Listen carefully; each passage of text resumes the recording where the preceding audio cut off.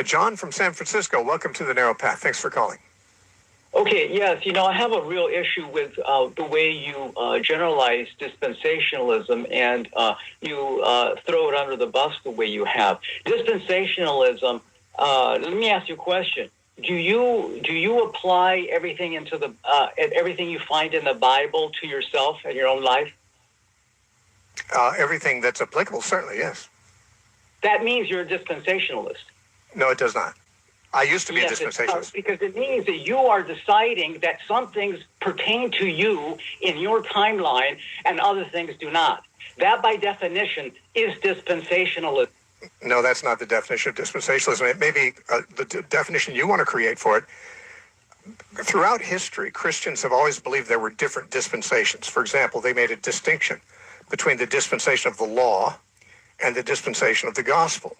In fact, that's the two dispensations that Christians in the past, before the 1800s, almost all spoke about. They recognized that the law pertained to a certain era and pertained to a certain people, Israel.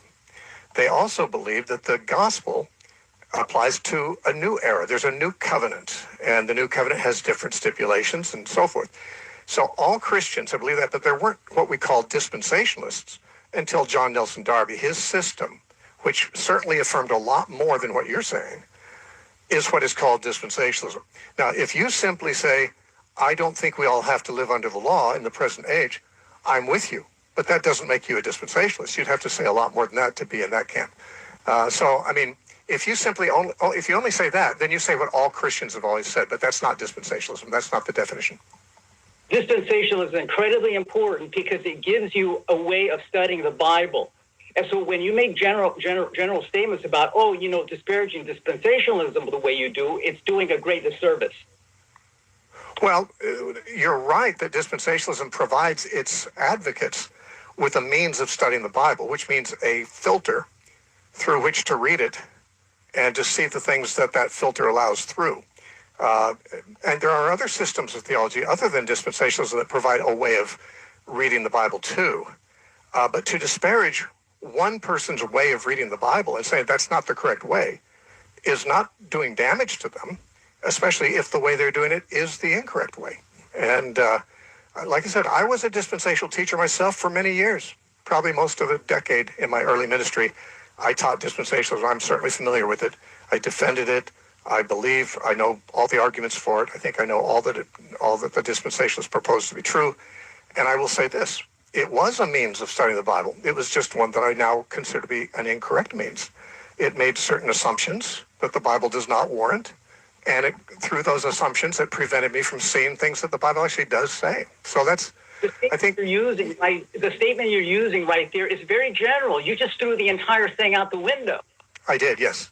Yes. But that is very bad because there are many listeners out there. If you care about the people listening to you, there are people who are not doing any Bible division at all.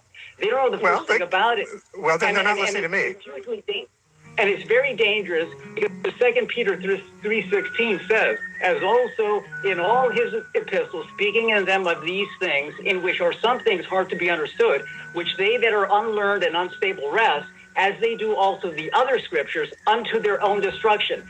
Now, what you're suggesting is that if people throw out dispensationalism, they won't have any way to distinguish which things in the Bible are applicable to them and which are not. I'm saying you're wrong. There are other ways of understanding the Bible besides the dispensational way.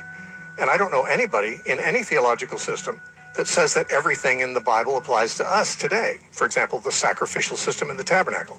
No one says that applies today, even non-dispensational. So you only know one way of doing things, that's dispensational. I know some others, and I think there are better ones. I appreciate your call. I'm out of time. You've been listening to the Narrow Path radio broadcast.